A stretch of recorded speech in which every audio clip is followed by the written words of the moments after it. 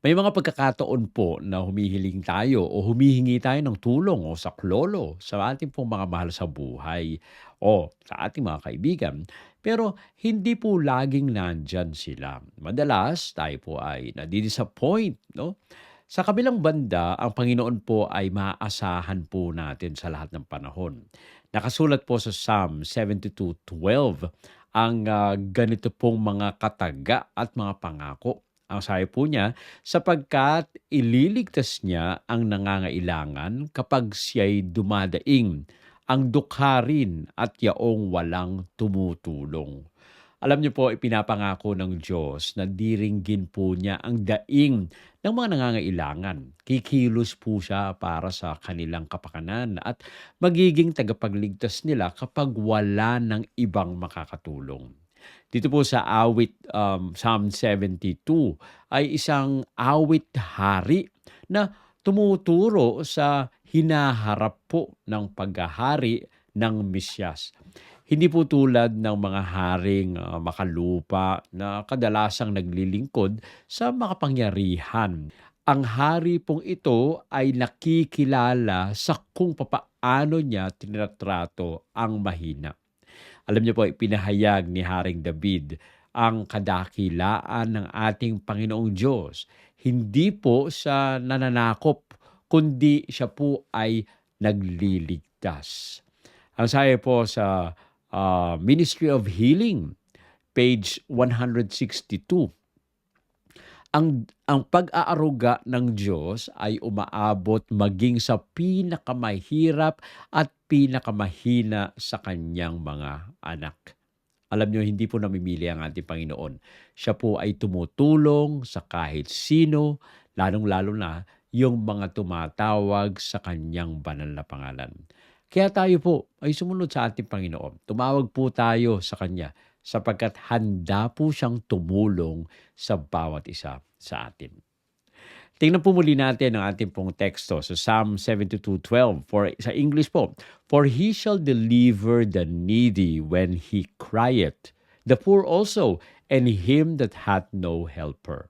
Ulitin po natin, no? Psalm 72:12, no? At memorize po natin ito. Napakagandang pangako nito. Sabi po, "And he shall deliver the needy when he crieth, the poor also, and him that hath no helper."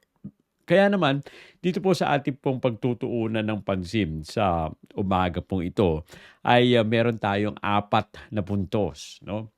Ah, at gagamitin po natin ang acronym na CARE dahil ang ating Panginoon ay talagang nagke-care sa bawat isa atin. CARE. Kaya tandaan, kung kayo man ay humihiling o meron kayong gustong maipagawa na hindi niyo po kaya, maaring magkulang o ma-disappoint tayo sa mga kasama po natin, mahal sa buhay. Pero sa ating Panginoon, hindi po tayo madi-disappoint because He cares na ang ating Panginoon ay tumutulong sa atin. So yung 4 na puntos po na yon, letter C, compassion for the crying needy. Meron po siyang kaawaan dun sa mga dumadaing na nangangailangan. Yan po yung unang puntos. Pangalawang puntos, letter A, action-oriented deliverance. Talaga pong nakasentro sa paggawa, no, ang pagliligtas ng ating Panginoon. Okay? Letter R, regard for the poor and powerless. No? Siya po ay may awa doon sa mga dukha at walang kapangyarihan. And letter E, ever-present help when no one else is near. No? Siya po ay talagang tumutulong, handang tumulong doon sa mga tao na wala ng iba na malalapitan. Kaya nga, napaka-importante na matandaan po natin, no? God cares. Ang ating Panginoon ay talagang nagmamalasakit sa atin. So tingnan po natin yung unang puntos, letter C. Point 1, compassion for the crying needy. Siya po ay talagang may malasakit dun sa mga dumadaing na nangangailangan. Ang sabi po dun sa text, "For he shall deliver the needy when he crieth." No? Sapagkat ililigtas po niya ang nangangailangan kapag sila po ay dumadaing. Alam niyo po, ang ating Panginoong Diyos, 'no, mapagmatyag po siya sa mga daing na nagmumula po sa, matinding pangangailangan. Ang mga nangangailangan ay hindi po niya binabalewala. Kaya nga tayo ay maaari tayong tumawag sa ating Panginoon. Tayo po ay dadaing at ang ating Panginoon ay tapat po siya na lalapit sa atin. Siya po ay nagmamadali at siya po ay talagang lubos na maaari nating pagkatiwalaan dahil siya po ay nagmamahal sa bawat isa. Sabi po sa Psalm 34:6, "This poor man cried, and the Lord heard him." No? Ang dukhang ito ay dumaing at dininig siya ng Panginoon. Alam niyo, si David ay talagang pumupuri sa ating Panginoon. Ang ating Panginoon kilala si David kilala din niya ang ating Panginoon. Alam niya kung papaano kumilos ang ating Panginoon. Alam niya ang pag-ibig ng ating Panginoon. Alam po niya na tumutulong ang ating Panginoon. Kaya nga marami po dito sa sulat ni David ay talagang mga pangako ng ating Panginoon na ito po ay nagkakatotoo. No? Kaya kapag tayo ay dumaing sa ating Panginoon, sinabi po dito, the poor cried. No? Kaya nga kung tayo ay talagang walang-wala na, at tayo po ay nangangailangan, naghihikahos, kapag tayo po ay tumawag sa ating Panginoon, dinidinig po tayo ng ating Panginoon. Hindi po tayo iniiwanan, hindi po tayo basta-basta pinapabayaan. Ang ating Panginoon nandyan, dinidinig ang bawat isa. Now, sabi po sa Exodus 3:7, no? "I have surely seen the affliction and have heard their cry." No? Aking nakita ang kanila pong kapighatian at aking narinig ang kanilang daing. No? Talaga po ang ating Panginoon ay hindi lang pa siya naghihintay, no, na tayo po ay pakinggan at saka siya kikilos. Alam niyo, nakikita na ng ating Panginoon, nababasa niya ang ating pong mga damdamin. Meron na siyang ihinanda ng mga solusyon doon sa mga problema. Ang ating Panginoon, hinihintay lang tayo na tumawag sa Kanya. Dahil hindi po niya tayo pipilitin. Kailangan kusa na tayo ilalapit sa Kanya, magsasalita, magbibigay, magbubuhos ng ating pong hinanakit at mga daing. At ang ating Panginoon, siya po ay makikinig. Sabi po sa Steps to Christ, page 100, "No sincere cry for help reaches God in vain." No? Wala pong tapat na daing ang ibibigay ng anak ng ating Panginoong Diyos na hindi po niya papakinggan. No? Ito po ay lagi, no, lagi ang ating Panginoon. Handa po siyang tumulong, makinig, gumawa ng solusyon at tayo po ay samahan at gabayan. Napakaganda pangako nito. Na may mga pagkakataon po, no, sa ating pong buhay na parang nawawalan na tayo ng pag-asa, nawawalan na tayo po ng parang hindi tayo pinapakinggan ng ating Panginoon. Pero napakaganda nung puntos po dito. Meron po siyang compassion, no? Siya po ay patuloy na nagmamahal, no? At kanya pong nararamdaman yung mga daing ng mga taong nangangailangan. Kaya tayo po ay lumapit sa kanya. Okay? Kapag tayo po ay naubusan na ng lakas, no? At wala na tayong maasahan, ang maaari po nating talagang lapitan ay ating Panginoon at siya po ay dumirinig sa atin at tayo po ay pinapansin ng ating Panginoon. Okay? So yan po yung first point, no? May compassion ang ating Panginoon. Pangalawa ay action-oriented deliverance, no? Sabi po dun sa text, yan, He shall deliver, no? Ililigtas niya. Ang habag po ng ating Panginoong Diyos ay nauuwi sa pagkilos. Hindi lamang po sa pagkukulang. No? Hindi po niya sasabihin, ay kawawa ka naman, ay okay ka lang ba? Tatanungin lang tayo, tapos parang wala naman. Ang ating Panginoon, alam niya. No? Kapag tayo ay dumaing sa Kanya, inililigtas po tayo. No? Ng ating Panginoon, sinasagip po tayo. At tayo po ay talagang kapag wala ng lakas, no? tayo po ay ginagabayan, pinapatnubayan ng ating Panginoon, tinutustusan ng ating Panginoon. Ang tulong po kasi ng ating Panginoong Diyos, hindi lang po panapanahon ito, no? Hindi ito parang ningas kugon. Meron pong layunin ng ating Panginoon na tayo po ay gabayan at suportahan ng ating Panginoon. Sabi po sa Psalm 34:16, "The Lord delivereth him out of them all." Ang ating Panginoon nililigtas ang bawat isa, no, mula sa lahat ng mga kaguluhan na ating pong nararanasan, no. Yung mga bagay-bagay na parang suko na kayo, no. Yung mga problema na parang nilulugmok kayo sa putik, ay tinutulungan tayo ng ating Panginoon. Hindi tayo pinapabayaan, sinasamahan po tayo kahit napakabigat, no, ng ating pong problema. Ang ating Panginoon nandiyan, gumagawa pa rin siya ng paraan. Maari siguro na nawawalan na kayo ng pag-asa dahil sa iba ang ating nagiging problema. Pero alam niyo po, walang mabigat sa ating Panginoon. Lahat ay magagawa niya ng paraan. Sabi po sa 2 Corinthians 1:10, "Who delivereth us and doth deliver." No? Siya pong nagliligtas sa atin. No? Siya po ang patuloy, no, nagbibigay ng solusyon, no, sa lahat ng ating po mga problema. Kaya nga, kung kayo ay wala ng pag-asa, kung kayo ay wala ng malapitan, there is always God waiting for you to come to Him. Okay? Sabi po sa Welfare Ministry, page 17, "God is always at work for the relief of suffering humanity." O ang ating Panginoong Diyos ay laging gumagawa para sa ginhawa ng nagdurusang sangkatauhan. Alam niyo, siguro maalala niyo yung kwento ni Joseph, no? Ilang beses po ilang yugto ng buhay niya ang naging mahirap. Una, doon sa pamilya, no? Siya po ay pinagseselosan ng kanyang mga kapatid. At biro niyo, napakabigat po ng problema na yon dahil sa yung mga kapatid niya pa ang gustong pumatay sa kanya, no?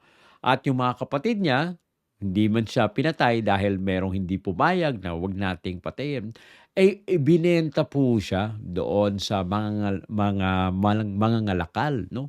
At siya po ay dinala doon sa Egypt na hindi naman po siya isang tao na sasabihin po natin maganda yung buhay, no? Siya po ay binenta. Hindi siya talaga katulong o hindi siya alipin, pero naging alipin po si Joseph, no?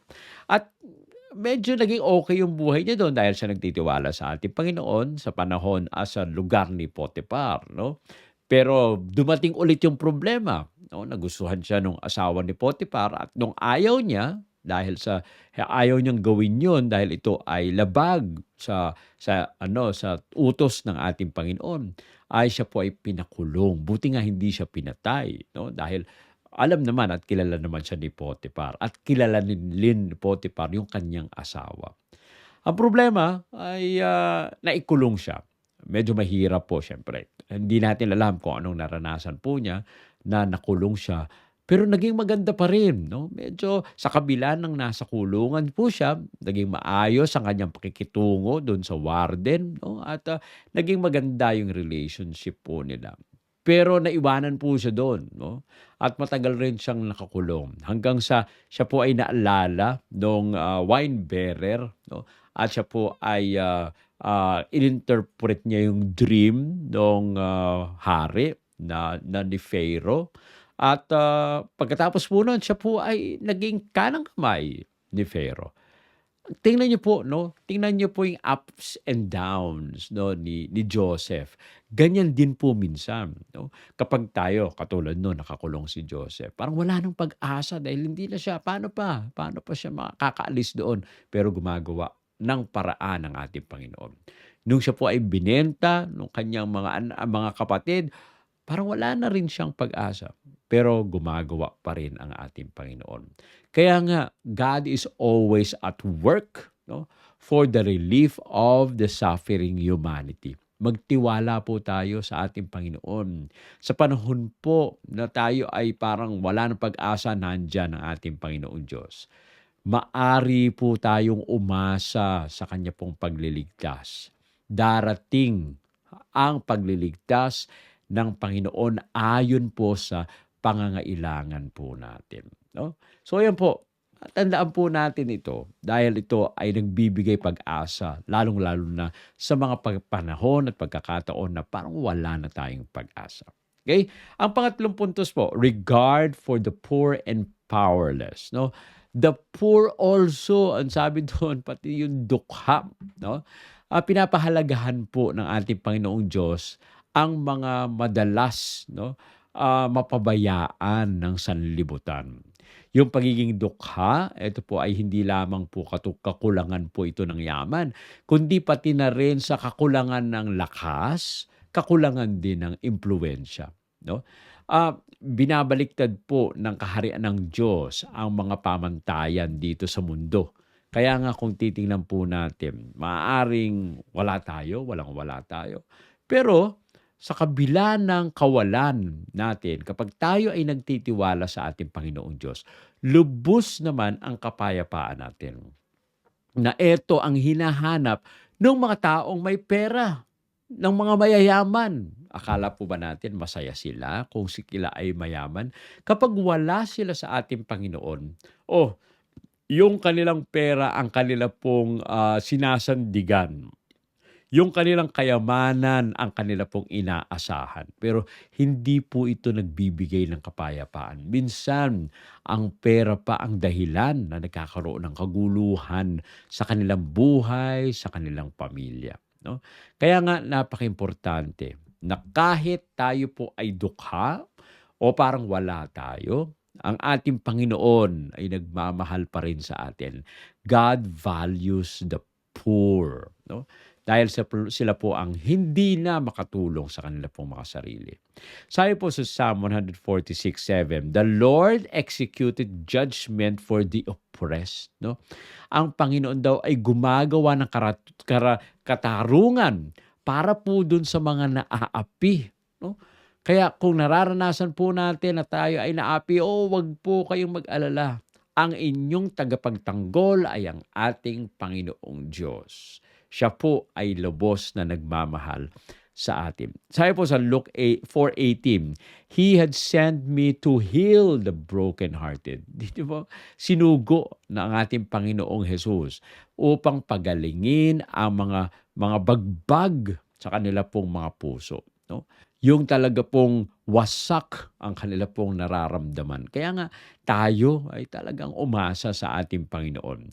Dahil nandyan ang ating Panginoong Hesus, lubos na nagmamahal at siya po ay nagpapagaling doon sa mga bagbag ang kanila pong mga puso. Now, sabi po sa Desire of Ages, page 286, Christ identified himself with the poor and the suffering. No? Kinilala ng ating Panginoong Diyos ang kanyang sarili na kasama doon sa mga dukha at mga nagdurusa. No? Ang Panginoon nung siya po ay pinanganak, hindi siya mayaman. No? Doon nga siya sa sabsaban pinanganak. No? Si Mary at saka si Joseph, hindi po sila mayaman. Si Joseph ay isang karpintero. Pero ang ating Panginoon, He is satisfied. Dahil alam niya, kasama niya ang kanyang ama. At lagi siyang nakipag-uusap sa Diyos Ama na nasa langit. No?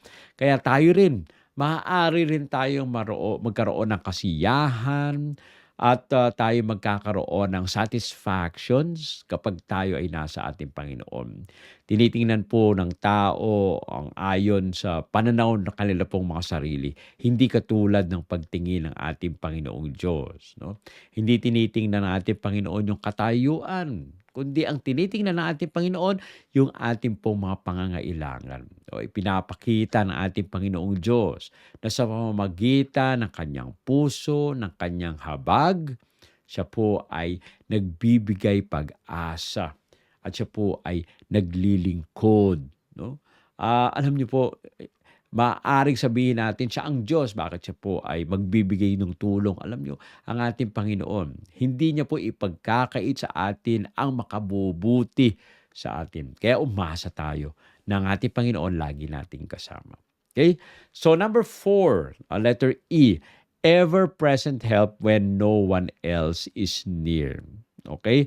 Siya po ay handang tulong, no? Kapag wala na ang iba. Him, sabi po dun sa text, him that hath no helper, no? Yaong mga walang tumutulong. Alam niyo po, kumikilos ang ating Panginoong Diyos kapag tayo po ay humihinto na, no? At ang ating mga kaibigan ay hindi na tayo tinutulungan. Ang ating Panginoon ay patuloy sa kanya pong pagkilos. Wala pong kondisyon, no, ang pagtulong ng ating Panginoong Diyos. Pag tayo po ay nag-iisa, pag tayo ay abandonado na, nandiyan ang ating Panginoon. Patuloy na lumalapit at tumutulong sa bawat isa sa atin. Ang Diyos po ang nagiging katulong, no, ng mga taong walang tumutulong. Kaya tayo po, no, maaari siguro na meron tayong mga kasama pa rin na tumutulong tayo once in a while, no? Pero sa ating Panginoon, yang tulong na bibigay sa atin ng ating Panginoon, yan ang ultimate help na maaari po nating matanggap. Sabi po sa Psalm 68:5, a father of the fatherless, no? Siya po ang ama ng mga naulila. No, kaya nga kung titingnan po natin, no, wala man tayong tumutulong sa atin ng mga magulang natin o mga kaibigan po natin, hindi po dapat tayo mag-alala dahil ang ating Panginoon ay kasama po natin. Sabi po sa Hebrews 13:5, I will never leave thee nor forsake thee. Hindi kita iiwan ni hindi kita pababayaan. Siguro po maalala po natin yung nangyari kay Daniel, no?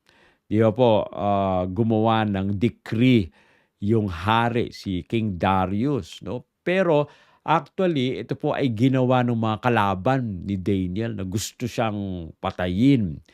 Ang problema, hindi ito basta nakita nung hari, no? Hindi niya alam yung kahihinatnan pala nito. Pero nung nakita po niya, dahil alam ni Daniel na siya po ay talagang gustong patayin, hindi naman pwedeng hindi siya sumamba sa ating Panginoon. So araw, morning, tanghali, at saka gabi ay nananalangin po siya.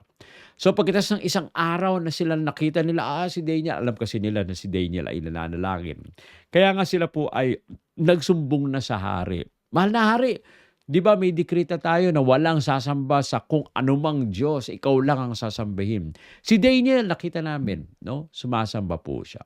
Kaya ngayon nalungkot, no? Nalungkot itong hari na bakit hindi ko nakita yon? Bakit alam ko namang si Daniel ay merong isang Diyos na makapangyarihan na hindi niya maaaring talikuran. Pero ano po ang nangyari? Siya po ay hindi pinabayaan ng ating Panginoon. Okay? Siya po ay kasama ni Daniel doon sa yungib ng leon. At doon sa yungib na yon ay sinara ng anghel ang mga bibig ng mga leon. Now, hindi po inalis ng ating Panginoon o hindi po siya parang tinanggal yung pagkakataon na mailagay siya doon sa yungib ng leon. Okay? Hindi po sinabi ng ating Panginoon, sige, hindi kita mapapayagan na pumunta ka doon. Pero ano ang nangyari? Pinayagan ng ating Panginoon na si Daniel ay maihagis doon sa yungib ng leon. Pero sa kabila po ng napayagan at nadala siya doon, ang Panginoon ay nakasama niya doon sa yungib ng leon. At hindi siya kinain ng leon. Ni isang galos ay wala sa kanya. So kung titingnan po natin, no, may mga pagkakataon minsan na parang pinabayaan na tayo na ating Panginoon. No, wag po kayong mag-alala. Baka mamaya yung nangyari sa inyo ay katulad nung kay Daniel. Hindi man kayo nailigtas sa isang pagkakataon, pero nakasama po natin ang ating Panginoon para tayo po ay mailigtas.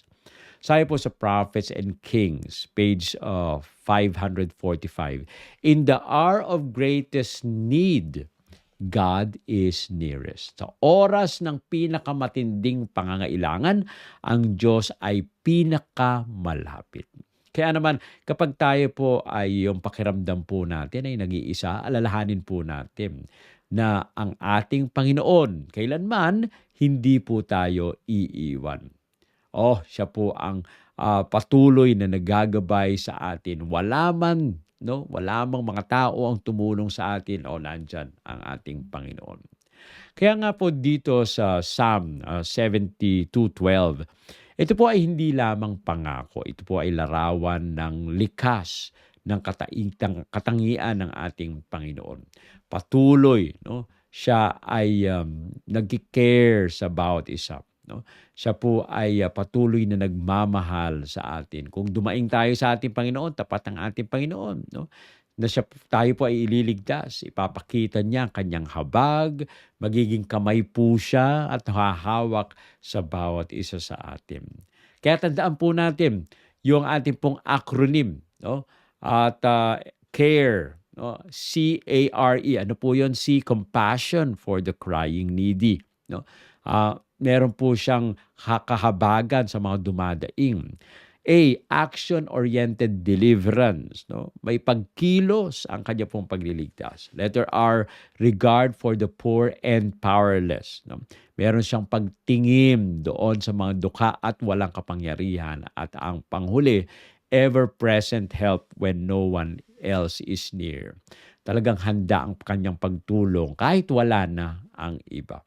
Now, kapag lahat po ay dumaraan lamang sa mga bagay na problema sa ating pong buhay, tandaan po natin ang ating Panginoon humihinto at nandyan, tumutulong sa atin. Ang Diyos ay kumikilos. Kung tayo may dumaing sa Kanya, ang ating Panginoon ang nandyan. Kaya wag po tayong mawalan ng pag-asa. Siya po ay patuloy na ating pagtiwalaan at siya ang kanyang pangako ay hindi po mapapako. Ito po ay makikita at ipapamalas sa atin dahil siya ang nagliligtas. Tayo po ay manalangin. Maraming banal Diyos na nasa mga langit. Nagpapasalamat po kami sa pagkakataon muli na makarinig ng inyong banal na salita. Panginoon, maraming salamat sa inyong pangako na nandyan kayo, hindi kami iiwanan. Sasamahan, gagabayan, aakayin, at kami po ay patuloy na bibigyang pagpapala. Nagpapasalamat po kami na nararanasan po namin ang inyong kapangyarihan sa aming pong buhay. Marami po salamat sa pagdinig sa aming dalangin. Sa pangalan ng aming Panginoong Hesus. Amen. Amen.